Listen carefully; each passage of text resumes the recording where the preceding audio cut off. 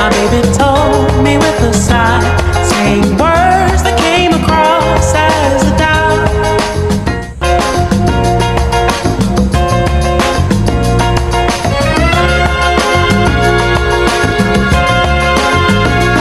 In this night of starry sky, my baby told me with a sigh, saying words that came across as a doubt.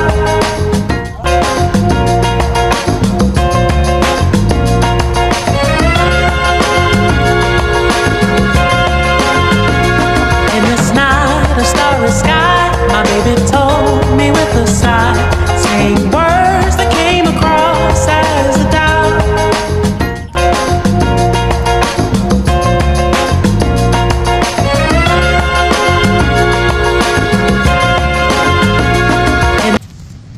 Magandang umaga sa inyong lahat.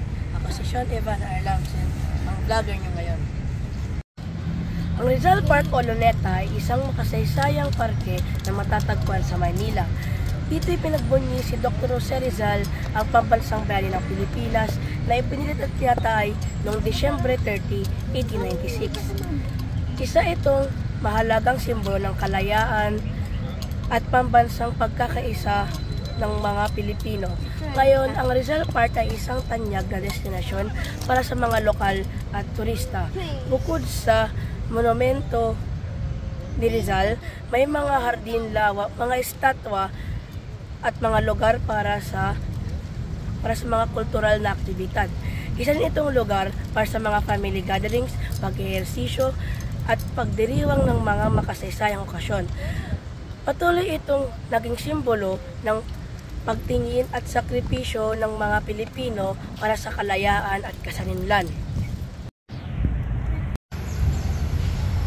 Ang Rizal Park ay naapektuhan ng pandemyang COVID-19.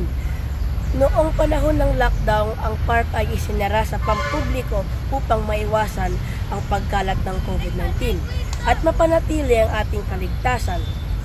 Ang mga programa na ginanap sa Luneta Park ay gaya ng cultural activities ay tumigil muna para maiwasan ang pagkalat ng COVID-19.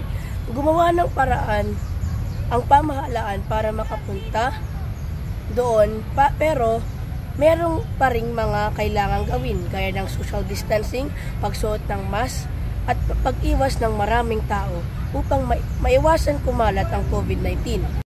Dahil dito, unti-unti binuksan ng Luneta Park